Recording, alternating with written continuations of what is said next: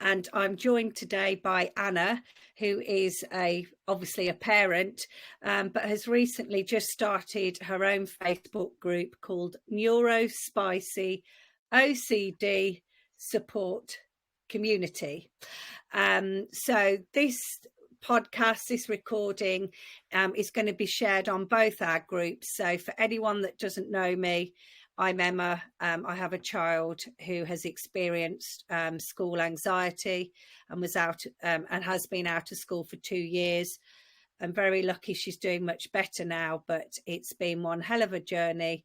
And I've actually set up my support group, the Unwornschoolshoes, a couple of years ago. And then the other week I was asking if any parents would like to come on and talk about their experiences. And Anna very kindly nominated herself. We had a quick chat, and the focus of this chat today is going to be on OCD, because I can see, sadly, it's a very growing area of the many areas of children's mental health. So, hi Anna. First of all, how you doing? Are you okay? Yep, not too bad, thank you. Not too bad. Brilliant. And can you just give us a quick outline, if you don't mind, of like your family setup at home? Yeah, sure, absolutely. So living at home with me, I have my husband, whose name actually appears on my page. I'm just going to quickly put that in there. I have explained that to my group members, but yours might not know it. On many pages, I pop up as Adrian Sackley, which is my husband's name. And I was just explaining to you that's because I used to work for a rather large multi-academy trust that were rather disapproving of kind of lots of well-being talk. So yeah, when I joined Facebook, I sort of commandeered my husband's page. So some of you will know me as Adrian Sackley. Actually, my name's Anna. Hi. I have 2 children. I have a daughter, Chloe, who's 19, who is autistic, ADHD, also suffers with anxiety and OCD. She is currently at university, just completed her first year of university, living at home.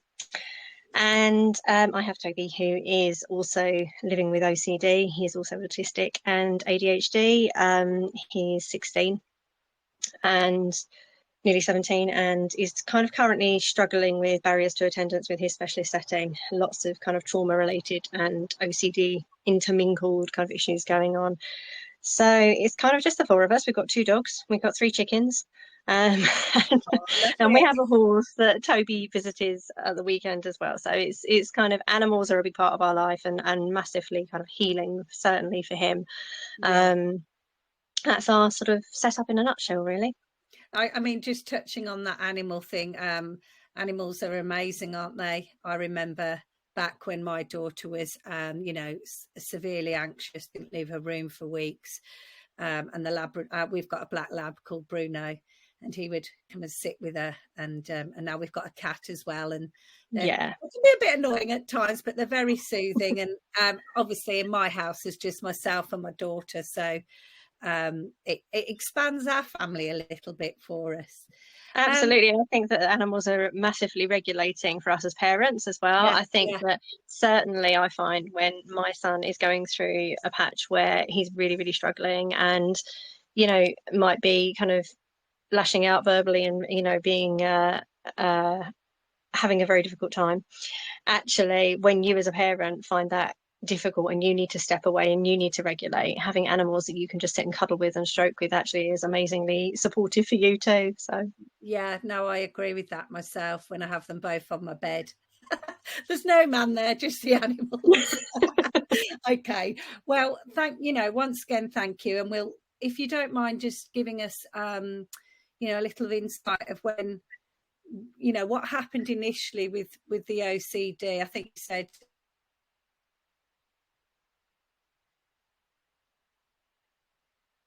Oh, you've frozen, Emma. Over time. Oh, you're back again. Sorry, I missed that. It froze for a little while. Yeah, sorry. It did say it might do that, but hopefully when we upload it, it will sort that out. I was just asking really when did the OCD first start with your son? I know you said he got anxiety and other needs as well. Yeah, so the OCD,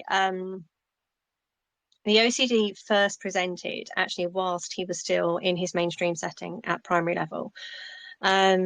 He was undiagnosed throughout his whole primary school. And I think one of the situations that many of our young people who come to be diagnosed neurodivergent when they're slightly older live with is being gaslit by professionals. And we as parents are often gaslit as well and told that our children are just anxious. They're just anxious. They've just got a bit of anxiety, touch of anxiety. It's very common. And my son went through the whole of his primary school being called just anxious. And it was actually when he got up towards year 5, was really struggling, that I really pushed to speak to the Senko, who had just started and was a new Senko. And thankfully, she was the first person to recognise that there was more than just anxiety going on. Yeah. I'm still incredibly good friends with her now, actually. We've remained friends for a long time. And all the difference, both bad and good, don't they? Absolutely, absolutely. And she was able to recognise that there was definitely more than just anxiety going on. She was the first person to put a referral in, and he was referred through to CAMHS as well as to the occupational therapy team to look at some of the sensory difficulties that he was experiencing. So while all this diagnostic processes started off, obviously he was still trying to just manage in this mainstream environment, which, as we now know, for neurodivergent young people is incredibly hostile. You know, multitude of issues, sensory wise, socially, you know, accessing education that's not pitched to their needs and their style of learning. So school became a very difficult and scary place for him. And this began to manifest as him needing a very clear divide between home and school, because he needed home to be his safe space and not to be contaminated by the fear and the dread that he felt when he was in school. And this actually had a name that he came up with, which was school hands. So you can't touch anything when you get home until you've washed your hands, because you've got school hands. And for him, it was like this tangible representation of the fear and the dread and the danger almost that he felt while he was in that environment. And he couldn't have his safe space contaminated by that. And that was the origin of it when he was in like year 4 or 5, it began. So when he was about 8, so we've been living with it for half his life now. It's a long time. OCD is a shapeshifter, and it doesn't remain the same in nature, and often it will have different triggers that exacerbate different areas of it. So that was how it first presented, and it has, you know, sort of changed and grown and diminished and then grown again since then. But it started off as this tangible representation. In fact, he was referred through CAMHS, did a course of wellbeing. I'm sure all of you will be familiar with the kind of various tiers. So he had to do this whole wellbeing session first before he was then referred kind of into the more clinical area of CAMHS. And the well-being was lots around kind of exposure, which I really struggled with at the time, because I think, you know, exposure to what he was fearful of, like yeah, some professionals still say, force them in, get them used to it, which, as we know now, that doesn't work. Doesn't work. Absolutely, absolutely. And so obviously it's also really difficult, because at that stage he was undiagnosed as autistic. He hadn't been recognised as being neurodivergent. So these therapeutic practices that were being targeted at him were ones that really are often more successful for neurotypical young people, but for neurodivergent young people can actually be quite damaging.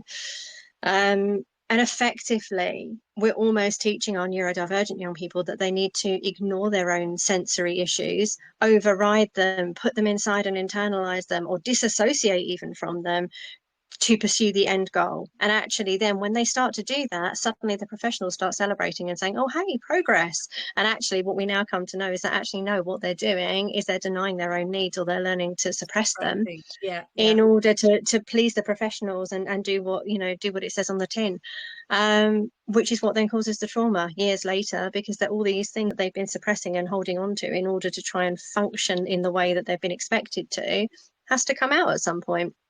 So it was his first clinical psychologist that he saw, who actually explained the OCD to us as school hands being very much his brain trying to make sense and almost create a name for this feeling that he had of not wanting his home and his home space that was safe contaminated by the hostile environment that he felt at school. And that was the origin of it, to be honest with you. And obviously we weren't able to work on addressing the OCD whilst he was still in that environment, because that was the trigger. So we were never going to be able to work to address it whilst he was still there. So we did actually have a situation where that clinical psychologist, who went above and beyond, came into his school to speak with the staff and to try and explain some of his triggers and try to push for the diagnosis. You know, unfortunately, that wasn't an enormous amount of help, and they didn't take the things on board. The lovely Senko who made the referral moved on, and a different Senko joined the school who didn't see what we were seeing. Again, this is this whole kind of, they will only further the diagnostic referrals if they see difficulties presenting at home and at school, and what we were reporting they were not seeing.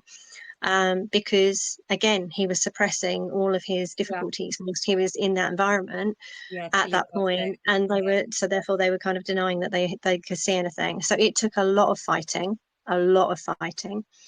made more complicated by the fact that I actually worked at the school at the time. So that made it incredibly difficult. I was working at the school as both SEN teaching assistant and also the school ELSA. And as the ELSA, I had a really large cohort of very vulnerable young people that I was supporting. And obviously, my own son could see me supporting other students while he struggled. And that was really, really difficult. I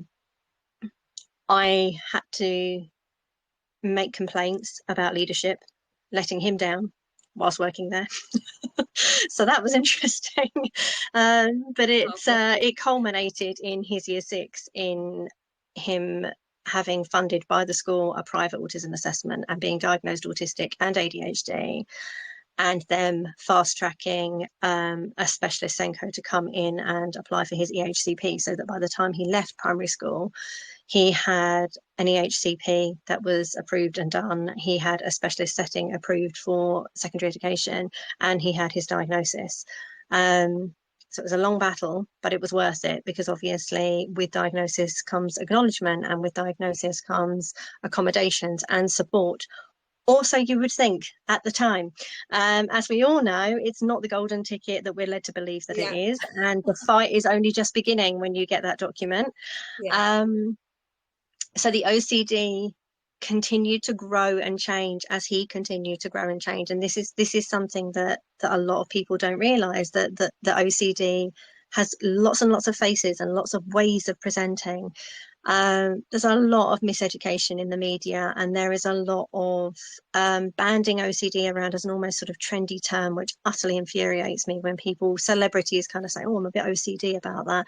And it gets me in the gut, because I just think, if you knew how debilitating this condition is for young people to live with, you wouldn't make light of it in the way that you do. But there's just not enough education. And I know, that's something I'm really passionate about addressing. But the OCD did shift and change, and one of the reasons that the OCD become barrier to attendance is that school settings don't have the education on how to support a young person that's presenting in this way. And because a lot of the education is around CBT style practices of exposure, like we just said, exposure to the thing that you find difficult, a lot of ill-informed educational professionals will adopt that attitude and will not want to accommodate the OCD. And this was what happened for my son when he was in his specialist provision and began really struggling in that environment with the OCD, that actually the accommodations weren't put in place, and therefore the OCD began to grow. He actually went on to experience quite a lot of bullying by staff, and that's not a term I use lightly. It's actually a term that his CAMHS professionals used when he explained to them what was going on with staff. He on one occasion was stuck at the sink washing his hands, and this is something that, if you're a parent of a young person with OCD, you'll be very familiar with, is the rituals can, if you get them wrong halfway through, you have to go back and start again. So these rituals can take hours to complete. And he was in school and became stuck at the sink, and he had a teacher standing at the door shouting at him to come out, telling him that the whole class were waiting just for him to hurry up and get on with it. And this is his specialist setting. This is in his specialist setting. And when he finally managed to come out of the bathroom and was holding his hands up, she made him go back in and turn the light off. And when he went back in and turned the light off, he touched the light, so he had to start all over again. This is just one incident that he endured in a specialist setting. And it's just sorry to interrupt. No. It's interesting to know, because just touching on a couple of things you've said, OCD, a lot of people don't really understand Not at all. how debilitating it is. And I know when we spoke a couple of weeks ago, even myself, I could see my daughter when she was poorly touch it, got kind of slight OCD obsessions, mainly around, am I going to be ill? Am I going to be ill? Yeah. Having to do certain rituals around bedtime. Yeah. But perhaps, if you don't mind, just give a few more examples or what it's like day to day, because I know on your group everyone will probably think, yeah, I know what she means, but just, or some people might be, bless them, a bit, just beginning it, and what Yeah, kinds of things. absolutely. I mean, I know It that can, can be, yeah, it can present in so many ways. yeah, That's the difficult thing. And I think there's a massive overlap. And one of the things I see parents asking again and again is, how do I tell if it's OCD? And how do I tell if it is just the neurodivergent need for repetition and security of yeah, doing certain things in a yeah, certain way? And of course, there's no cut and dried answer to that. The basic rule of thumb to try and apply is that if it is a repetitive behavior that brings regulation and comfort, chances are it's just an expression of their neurodivergency, that actually this is something that they do to bring them comfort and to give them a sense of routine. thank If you. it's something that they feel they must do, or they are going to become distressed, so they Yeah, feel that they have to complete that thing, that's when it starts tipping over to becoming an OCD yeah, behavior. And that's the kind of basic rule of thumb of differentiating the two. thank you. Yeah, So it can look like contamination OCD, around not touching things or not having things touching you. It can be around worries about what people might think of what you say, being overly concerned about overanalyzing what you've said, thinking that people are going to think that you're wrong, or did you do that, or were you wrong? Are you a bad person for what you've just said? It can be intrusive thoughts. Intrusive thoughts are incredibly common. And for our young people, a lot of them can be really upsetting in nature, worrying about loved ones that might perhaps die or become injured if they don't do this thing a certain number of times. Having certain magic numbers is another one. Magical thinking is something that our clinical psychologists refer to a lot, of thinking, if I don't touch this light switch 7 times, is mum going to die, kind of thing. So yeah, these intrusive thoughts can become really debilitating. There are so many other ways that it can present, but I mean, those are the ones that are kind of, people often see that the initial presentation. mm-hmm. It can be, as you touched on, there's of worries about your health as well, kind of having that oversensitivity to hearing a small piece of information and then your brain spidergramming it. This is something definitely that my son does, in terms of making connections that might be totally, the tiniest thread of connection, but actually his brain will spidergram the level of threat. So OCD is a lot around fear and panic and worry and feeling that you must do these things or that distress will get worse. A lot of the time, and this is something that there needs to be a lot more research into, and I've kind of got a couple of contacts that we've sort of discussed around the need for this. There's a lot of contact, particularly in neurodivergent young people, that we're seeing between OCD and trauma. And that's not to say that it's in every case, because obviously it isn't. OCD is a clinical mental health condition in its own right. But in many cases, we're seeing that OCD tends to come hand in hand with there being traumatic experiences as well, as in my son's case. My daughter also has OCD behaviors in a very different way, and hers aren't necessarily, certainly in an obvious way, linked to past traumas for her, but they're more of an expression of how she, as a neurodivergent young woman, experiences and struggles with day-to-day life and difficulties, and actually how those fears and those worries then come out in those obsessive behaviors. It's a shapeshifter. It presents in a lot of ways. Thank you. And that must be really, really tough, to live alongside, like all of us, when we've got children who are mentally unwell,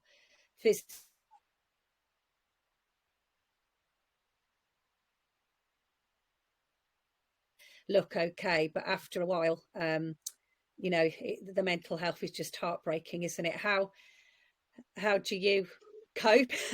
Um, Bless you, you've had it for a number of years. I mean, yeah, have you got any I think, advice? Or... yeah, absolutely. I think, you know what, when the OCD first started, it was an incredibly lonely journey,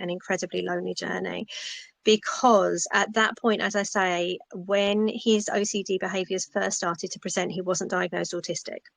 Now, the neurotypical approaches for addressing OCD behaviors, as I've touched on before, tend to be around CBT practices and around exposures to the thing that you find difficult.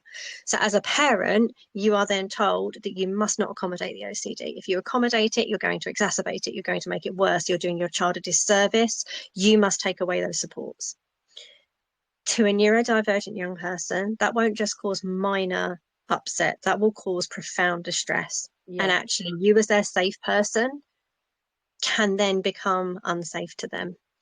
But to turn around and say to the professionals, this doesn't feel right, can be incredibly intimidating.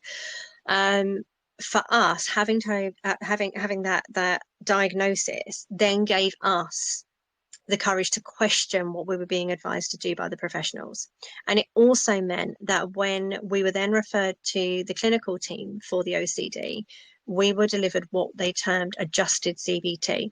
So if your young person is neurodivergent and has been referred for OCD therapy, you should be being delivered adjusted CBT, which in essence is, as the name suggests, supposed to be adjusted to be more neurodivergent affirming. What I would say is that you still need to be ready to question, because our children are individuals and there is no blanket approach that works for all of them. Mm-hmm. One of the things that you will have to be prepared to do is to advocate for your own individual child and how they are able to access therapy. Yeah. And that's where it makes it lonely, because actually standing against the professionals and saying, I absolutely want my child to get better, I absolutely want them to have therapy and support and help, but this way doesn't feel right, is hard. It's really, really hard. I think it's something that you kind of get used to having to do. Like I know with when my daughter was first under CAMS, and they treated everything as as if she was neurotypical. Like, oh, you must do this part-time timetable, 10 minutes a day, then 20 minutes a day, and get her used to it. And I was desperate. This is a couple of years ago, inexperienced, took their word for it. Yeah. And it's having the confidence, the experience, the energy, you know, and this is why, having you on here and groups like yours are so important, because absolutely, this was my passion, because when I first started this journey with my son, I didn't have that support network at all. I was he was very newly diagnosed. I knew so little about neurodivergence myself. We've been on a massive journey in the last 8 years. We've been from none of us being diagnosed to both of my children being diagnosed with being autistic and being ADHD.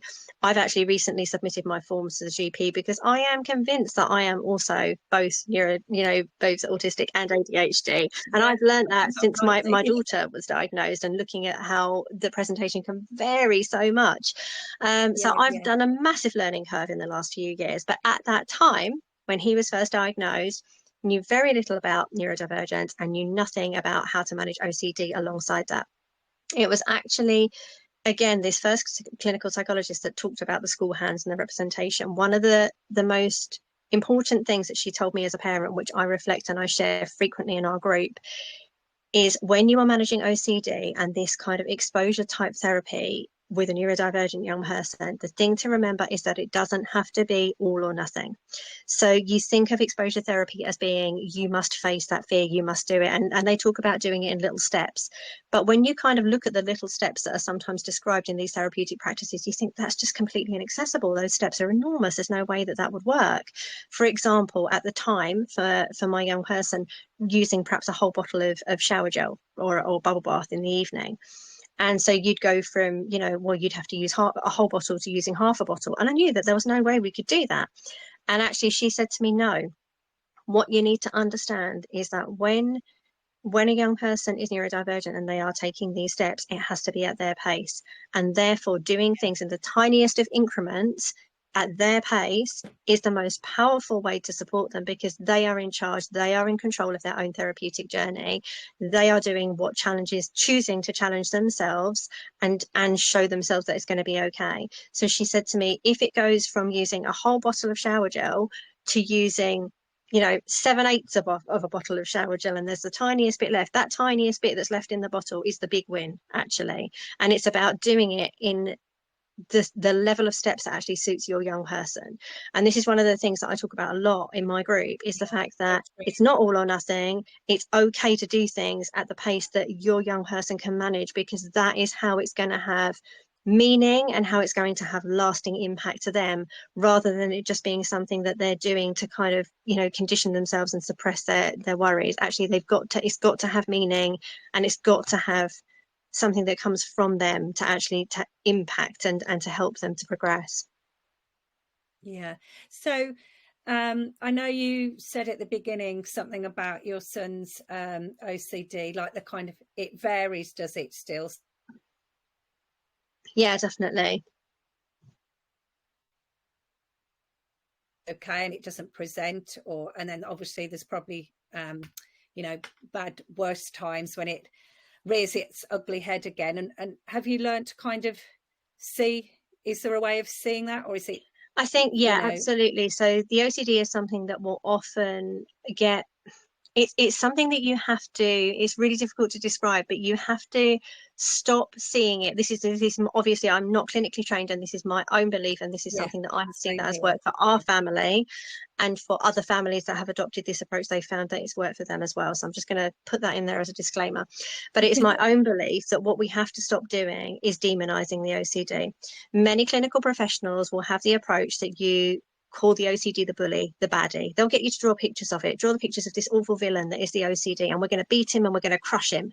And that is the beginning of the depersonalization, and actually beginning to hate parts of yourself. Because actually, for our young people, they're like, well, the OCD is part of me, so you're telling me that I've got to hate part of myself, and I've got to squash and kill part of myself? How for our neurodivergent people that are very literal, that's quite a dangerous message to send to them.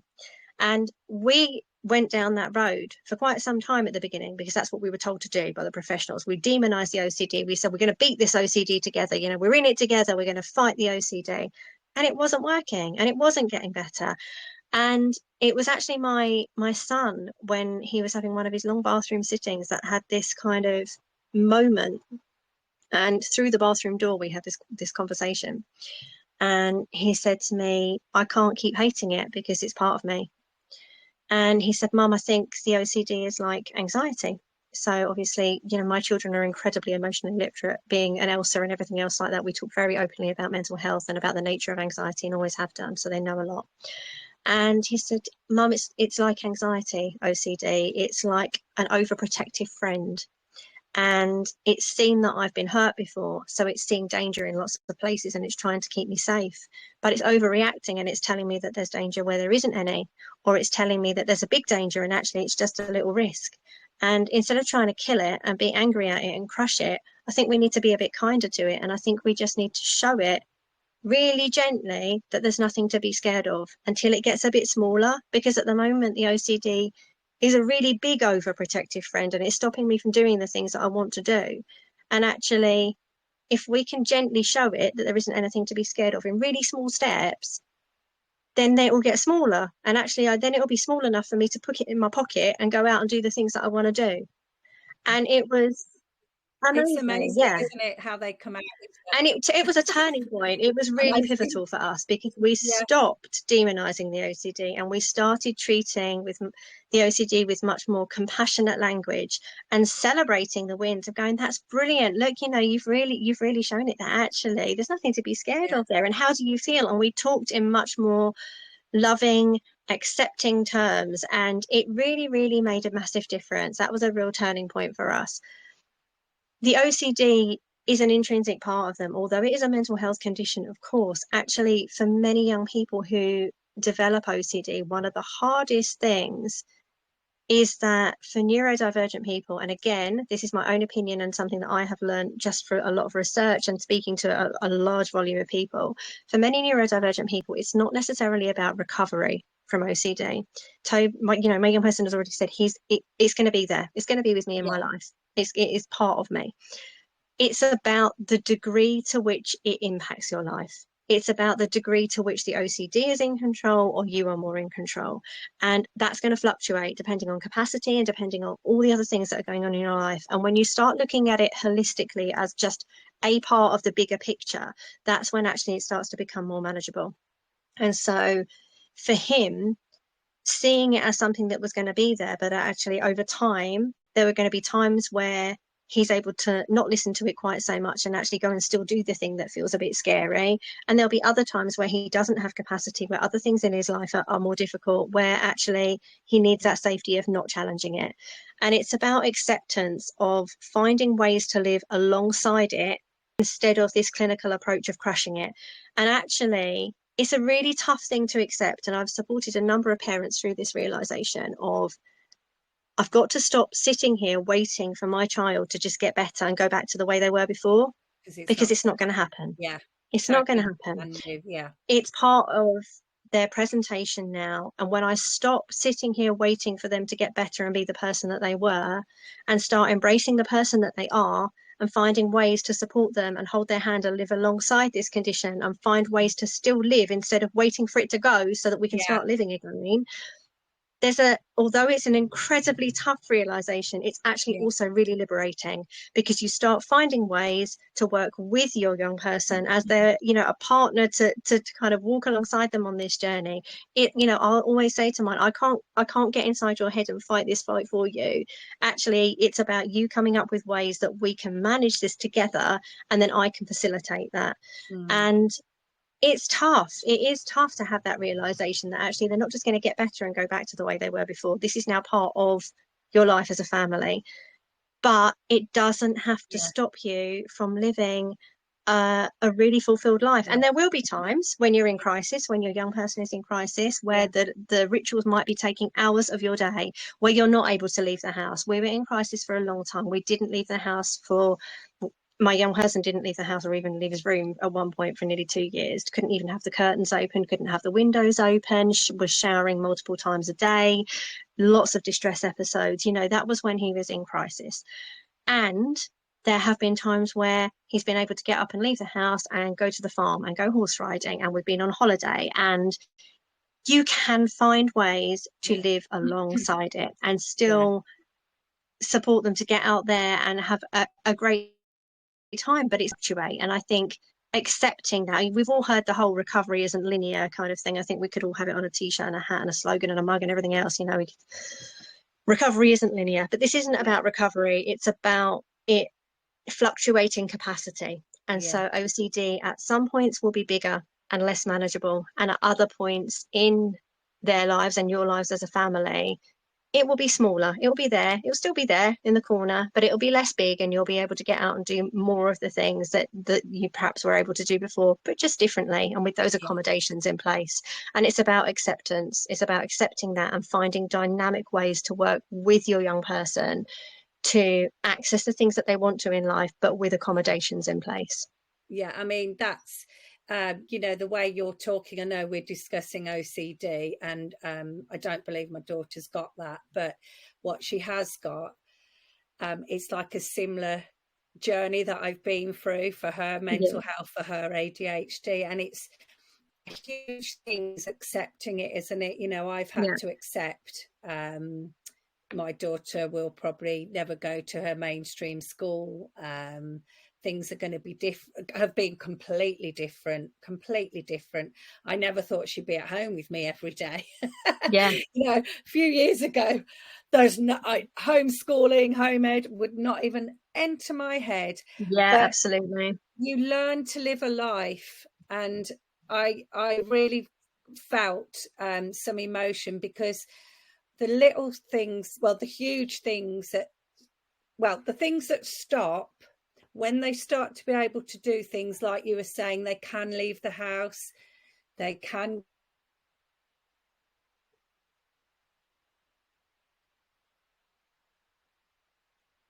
and was just amazing. But it's also just, the small things that you take for granted, when your child has a breakdown or whatever, goes into crisis, which my daughter did as well, Yeah.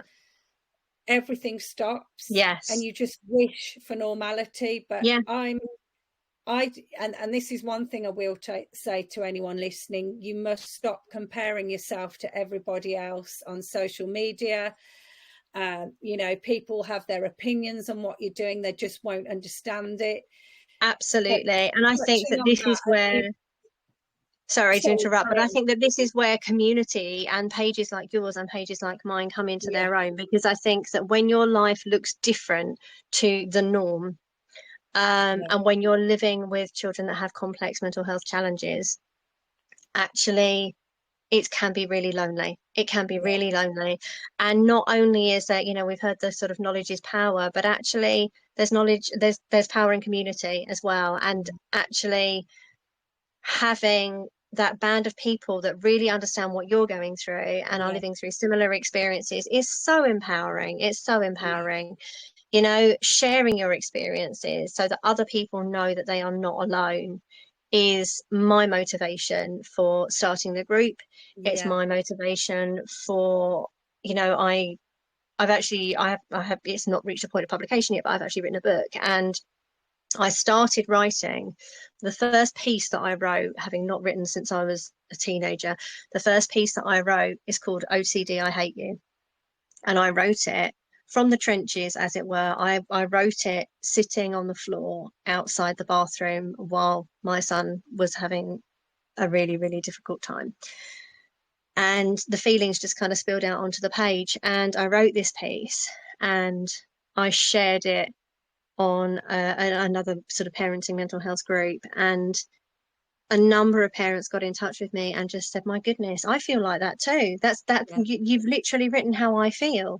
And that was really the start of me kind of reaching out more on social media and sharing our journey a little bit more in you know, in private groups and in certain settings, because obviously I want to respect the privacy of my own young people. yeah, But just sharing that experience so that other families who are living with this really complex challenge of being neurodivergent and having OCD don't feel that they're alone and don't feel so isolated, because it is incredibly challenging, it is incredibly tough, and you can feel incredibly hopeless when all of the therapeutic practices are being presented to you as the only way don't work for your yeah. child. And you Um, suddenly get your appointments, and or like you said earlier, your EHCP, and naively you think, oh, everything's going to work. But at the yeah, end of the day, it's your child, and it's such an individual journey, isn't it? I totally it's understand. incredibly individual. And I think that that's one of the things that you know, some of the posts that I share on my own group is that I'm trying to share those experiences so that other people can maybe draw some ideas and some, you know, some kind of thought process that they can apply to their own journey with their own young people, Yeah, because our neurodivergent teenagers and children are so dynamic and are so creative, and with the right support actually they come up with their own ways to help yeah, themselves. We've just yeah, got to be the yeah, ones to facilitate it and listen to them and yeah, encourage them, because the practices that we're often taught to do are actually about them denying themselves and denying their own needs. And actually, when we give them the tools to experiment and find ways to move forward themselves, that can be incredibly empowering for them. yeah, One of the things I've sort of said is about yeah, the ERP, so the exposure response kind of therapeutic way that is taught in terms of OCD, is all about increments of challenging yourself to expose yourself to the thing that's really difficult. And one of the things that my young person was expected to do in one of his therapy sessions was to stand up from his computer desk, walk across his room and touch the door of his bedroom, and then go back and sit down whilst he was in a session. Now, he he had his sessions remotely, just adding that he was on Teams. And he looked at me and he just kind of turned his screen off and was like, and I was like, it's fine, don't worry. yeah, And so I kind of drew the session to a close, and then I phoned the therapist afterwards and like, okay, we need to have a talk.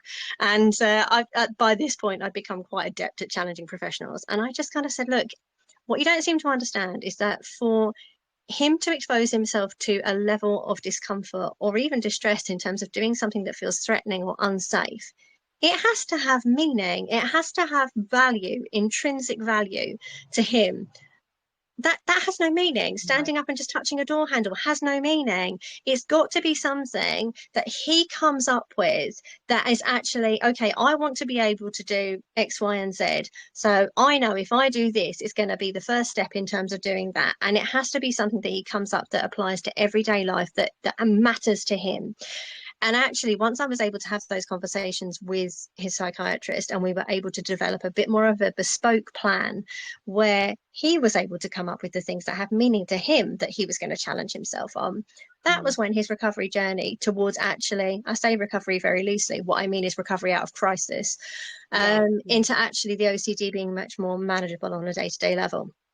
And one of the things that he does now, just as part of his mindset, because he's come to learn so much about the OCD, is rather than it being very prescribed, which we know our young people have, you know, a bit of an aversion to, especially if they have anything of a PDA profile, you know, being told that actually this is on paper, this is the thing we're working on this week, this is the thing that we're challenging. Yeah, that's not going to work. But having those ideas, that very kind of flexible idea of the certain kinds of things that they might want to challenge because they're a bit of a barrier, having a much more fluid approach can be incredibly helpful. So an example of that is that this past weekend, my son goes to see a horse at the stables, loans a horse at the stables. It's something that is incredibly beneficial to him. He absolutely adores her and he gets a lot of benefit from it. Lovely. It also has a lot of challenge involved, not around things to do with the horse and the horse mess, because ironically he can be covered in horse poo and he does not care one jot, because horses are safe. About that Absolutely safe. Horses are safe, animals are safe. He can be filthy, covered in horse mess, and it doesn't bother him at all. For him, because of the way his OCD originates, people are unsafe because he doesn't know where they've been. He doesn't know if they've been anywhere that's got a trauma connection, and therefore there could be a contamination risk. So people touching his things or being around his things is much more unsafe for him. And actually, he managed to stay at the stables independently for a few hours. Quite often he needs a lot of support at the moment, but I stepped away for a few hours. He had a great time, and when I went back, he said to me, "Mum, do you know what I did?" I said, "What did you do?" And he said, the other horse down there, you know, his owner who I talked to. I said, yeah, you got on really well with them. She said, yeah. Well, her boyfriend came up and he was really nice and he seemed like a really nice man. And I shook his hand, and that was about 2 hours ago, and I haven't washed my hands. And he was so proud of himself because he had identified something that was a challenge to him, but he liked that person. He wanted to do that thing, and he'd seen an opportunity to challenge himself and to show himself that actually it was okay to do that. And so this is one of the things that I keep trying to kind of get across to people, that your young people will have this inner wish to find ways to actually get better and to start accessing things. We've just got to give them the tools and the permission to do it their way. Yeah, I mean, that is so true. I remember when, you know, it's a huge battle to get into CAMS. And when we finally got there, we actually ended up with a fantastic worker with my daughter who worked with her for about 18 months. But I think it was her who said at the beginning, you don't really need us, you need yourselves. And I remember thinking back then, no, we need you. You're going to fix this. You know. And the thing is, what you're saying is so true. It's like, it's a very slow journey, isn't it? But it is. And I think, absolutely. Of like, my daughter has got so much self-awareness of how to handle things now, but what you've just said about the example at the stable, shaking the man's hand, if they will, like you say, given the tools and time and patience, do it themselves almost. And I often think she was actually right in a way with what she was saying, that our relationship, I think they just need that education around. I think the one thing that we really took from my son's therapy that he had through the Maudsley, through their specialist OCD unit, was there was some psychoeducation that they did at the beginning, and I think that was important. We had already done that ourselves, but I think that because our situation especially, it was quite difficult for us, because obviously my young person had seen me as the Elsa in school teaching this kind of thing to other children. So there was kind of a whole little bit of a barrier going on there for him learning that from me. But to have that psychoeducation from her, where he was able to talk a bit about what the OCD feels like in his body, and around how he was able to address that in tiny increments, having that permission from a professional of saying it's okay to do it in really small steps, it's okay to do it in ways that feel okay for you, and understanding the nature of it. So one of the things that he took from it is that when you first challenge something, it's going to feel uncomfortable. And if you can sit with that discomfort for a while, actually it will even out again, and you will start to see that actually things are okay. Yeah. Learning that's really pivotal, and actually learning that there will be times where he has capacity to do that, and there will be times where he absolutely doesn't. Actually, the discomfort isn't discomfort, it's distress. And that is not the time to be challenging himself. So actually having that self-awareness of knowing when he's in the right place to be able to challenge himself and when he's not is equally important, because capacity fluctuates. So just as the OCD will lessen and grow in intensity, again, it's about looking at it holistically. So at the moment, we're having a really difficult patch because actually, as I've said at the beginning, he's really struggling with barriers to attendance in his alternative provision at the moment. And so because that's not going well, his baseline anxiety is higher. Yeah. So his capacity to manage the OCD triggers has dropped dramatically. Yeah. It's a very holistic thing. Then when things start to get better in one area, you'll see that naturally there is a bit of an increase in capacity to manage those OCD behaviors as well. So it's about looking about how the OCD presents in context of everything else that's going on for that young person. You can't treat it as an isolated thing. And I think that that's where many professionals' approaches kind of fall down a bit. Yeah, thank you. So another thing, I might have touched on it earlier, but what do you do for yourself? Do you do? I know we'd love to say, "Oh, I go to a study." It's hilarious, isn't it? Yeah, I know. It's something. Absolutely, it's really difficult. It is really difficult. One of the things that I do for myself, ironically, is, you know, things like, people would think that kind of talking about it and sharing about it within the group that I do, it's actually probably not much of a break. But actually, for me, one of the biggest feelings you get as a parent of a young person who's really in the middle of a difficult time with OCD is this utter sense of helplessness. And for me, I find that really debilitating, the sense of being so helpless to be able to find a way forward, and knowing that one of the things that you've got to do is give it time, because time does help. But that's hard, to kind of feel like you've got to just stay still and almost wait it out and just be there as that supportive person ready to facilitate and support, but you can't fix it and you feel very helpless. I think for me, that's maybe part of my almost kind of slightly selfish motivation to start in my group, is to actually, when I'm supporting other people and when I am empowering other people to help their children, actually that makes me feel a little bit more useful when I'm feeling utterly helpless. Many of us, parents of neurodivergent young people who are having difficulties with their mental health, have been put in a position we've had to give up work. That was the case for me. It impacts your sense of self. It impacts your own identity massively. I've always worked, and so and I've always worked in fields where I'm caring in some capacity. So, as I mentioned before, I had a large cohort as the school Elsa. I was supporting a large number of young people and their families. And to go from that to being at home full time, feeling really helpless, is incredibly difficult. So therefore, finding a way on social media to actually reach out and support other families whilst I am still in this position has been really helpful for me. And that's actually been really positive for me.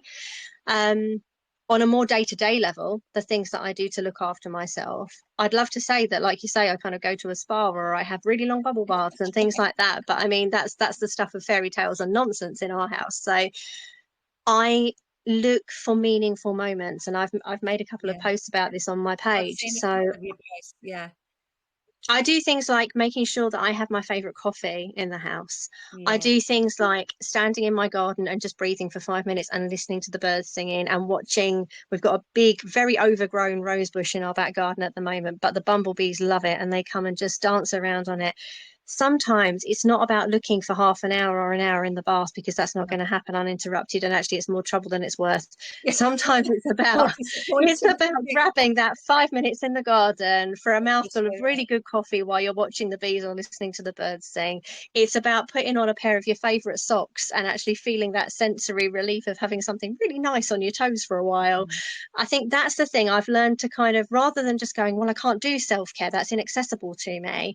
I've, like so many other things, I've had to learn to make self-care work for me, and to grab it in tiny small doses, so that actually I am still looking after myself, but in ways that fit into our family dynamic.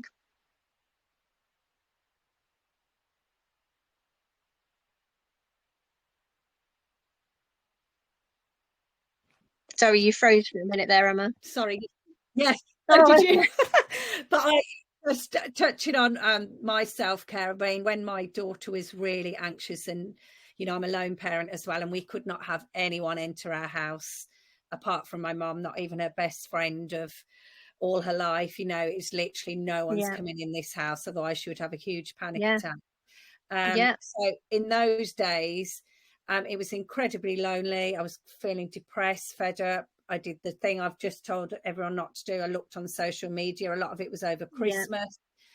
Everyone was out. My friends were out, and, it was just awful. But what I've learned to do is, like you say, change your thinking, like 5 minutes, cup of coffee. Yeah, absolutely.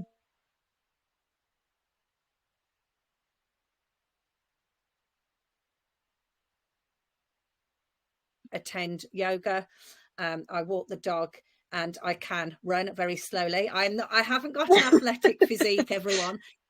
I do find when I stop exercising, I feel not depressed, but fed up with everything. It's a big burden, isn't it? Some days, like you say, we've given up a lot of us.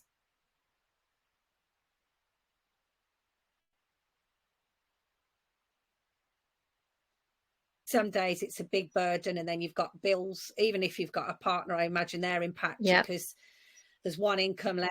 I'm on my own, so there's no other income anyway, no other financial support.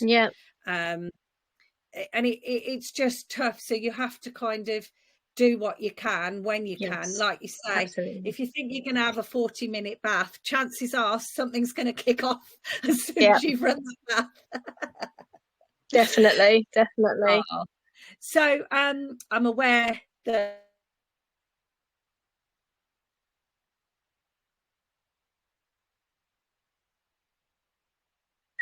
loitering around, or maybe we need to get to them. So if you've got a few minutes, just tell us quickly about your Facebook group. Obviously, it's a support group for children, for parents and carers of people with OCD. It's got the numbers have gone up quite quickly, haven't they? Considering you've only absolutely. I only started it a couple of months ago. I started it. I basically started it. I mean, the history of it is I started it because as I said, I'd shared some pieces of my writing in some other groups, and off the back of that, because I'd referenced OCD, some parents had contacted me from those posts saying, can I talk to you about my young person? I think they might have OCD. And as I've said, it's one of those things that I kind of often joke about with a friend of mine, that we can be going through the most horrendous day, but actually it's actually really helpful to you to support somebody else in those moments still, because it helps you to feel more useful. So actually speaking to other parents and being able to share my own viewpoints and experiences, letting them know that I'm not clinically trained, but this is my experience. You may have, it may resonate, it might help you in some way. And so I kind of made a few friends in a kind of small group that were dotted around the country, that had all found that my posts around OCD had resonated. And actually it struck me that it would be really good if we were managing to get our heads together. So I created a little WhatsApp group, and we still have this same little WhatsApp group, and it's a really lovely little community. But there were more people messaging me and saying, I really could do with some support on this. And I was thinking, actually, it didn't feel right to start then adding people into an existing group that had already meshed. So I thought, you know what, I'll start a private Facebook group and just see what happens. And at least it's a space where people can kind of come and meet and share their own experiences, and hopefully experience some validation, perhaps take some ideas about things that they could try. even just a space to feel heard and to just offload when they're having a Yeah. difficult day.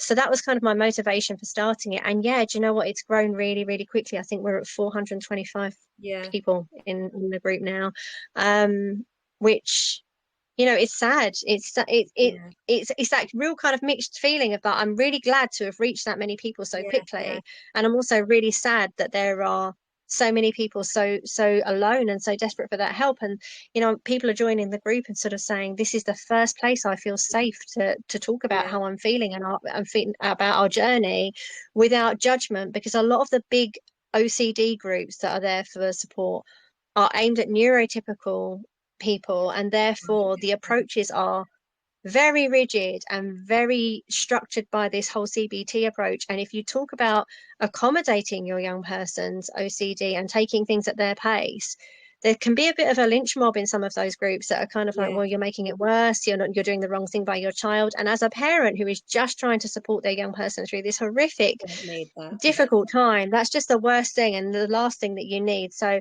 one of the main focuses for this group is that it is a non-judgmental, safe space for people to come and talk about the difficulties that they're having, and hopefully take some support and some advice and some ideas forward. So Yeah. yeah, No, that's the point of it. yeah, no, I mean, it's brilliant. I mean, when I first started my group as well, I was actually, my daughter was going through her kind of second crisis with regards to school. And I actually I thought, why am I doing this? But this name, the Unworn School Shoes, just kept being in my head for a few months. And, Yeah, I'd do my videos crying and I used to think, why am I doing this? But then people slowly the numbers grow, and you think, oh my God! To begin with, it was helping me as well, because I was yeah, like, absolutely. Oh, I'm not definitely. Yeah, alone here. And then, like you say, there is some satisfaction, if you can call it that, in helping others, because you most definitely. certainly know how desperate and heartbreaking you feel as a parent, especially at the Yeah, beginning when you've got no idea, no confidence, you're expecting help of people, and yeah, it's not working because it's not the right help. And I do think these, like you say, I'm not clinically trained at all in anything medical, mental health wise, but I do think there's a lot for people that have been through it, and you do get a general kind of feel of what's right and what's not going to work, don't you? absolutely. Lived experience is Yeah. incredibly valuable. You know, obviously, you know, I'm trained in, you know, the emotional literacy side of things in terms of supporting young people, and you know, doing that in my job often meant that I was actually supporting the family as a whole as well. I'd often be speaking to parents, particularly during COVID. I did remote support, and I'd often find that I was speaking to the parents for half of the session rather than just the young people, because actually they were really needing that validation and that support in terms of how to support their young people too. So, Yeah. you know, I think it probably helps that I've got a little bit of a background in that area as well. But I think just sharing lived experience and giving people validation and helping them to feel heard is incredibly powerful when they feel Yeah. alone. And I guess for me, it's about there being a space that I would have liked when I felt alone. I Yeah. don't want people Same to feel here. the way that I felt. I want there to be a space for them. And so if I can do that in some small way, then that helps me to feel that I'm doing something good. Yeah. Okay. Thank you.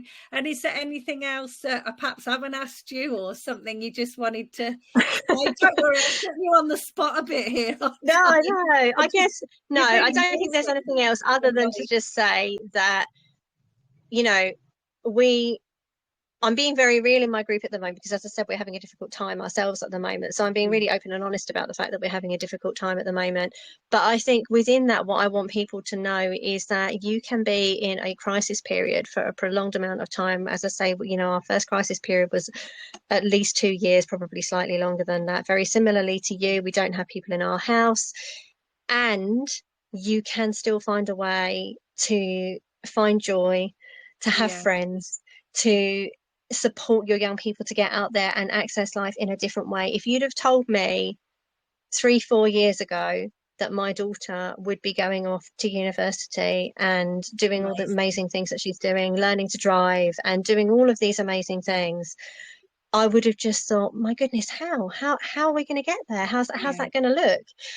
having that hope and just absorbing all the information that you can that's out there, grabbing that sense of community to empower you to Yeah, carry on those difficult days, giving yourself compassion to actually have a cry and have a bad day, just all of those things. Just remember it's a journey, and actually it doesn't have to look the same as everybody else's. no, You'll still get there. You'll still get yeah, there. And actually stop focusing on the destination and start finding little moments of joy along the way, because actually they matter. And yeah, before you know it, the landscape's changed and you didn't even see it exactly. happening. And No. suddenly windows start opening. And, I wrote a piece about suddenly, the windows opening and the first time Oh, I my love son that managed to thing. walk the dog, and Oh, it's I, just, I hold on to those moments. Now we're in a difficult place again. I hold on to those moments and think, you know what? They'll come again. Our time will yeah, come again, So just hang in there, people. You're not alone and things will get better. yeah. There is most definitely hope. My daughter, some of the things she does now, I just can't believe it. Yeah. And out of it all, not being in school, she's picked up some amazing hobbies like her ice skating and singing and talents that we didn't even know Yeah, existed. absolutely. So yeah, there is hope, isn't there? But thank you Definitely. for your time. And just I Thank you will for having me. that's okay. And just to remind people, I will it will be on my page, but your group is called Neurospicy OCD Support Community. That's right. It is. It is. And, people are welcome to come and join us and gain that support and that validation. Oh, brilliant. Thank you so much for your time, Anna. Thanks, Emma. Thank Take you. care. Bye. Thanks. Bye.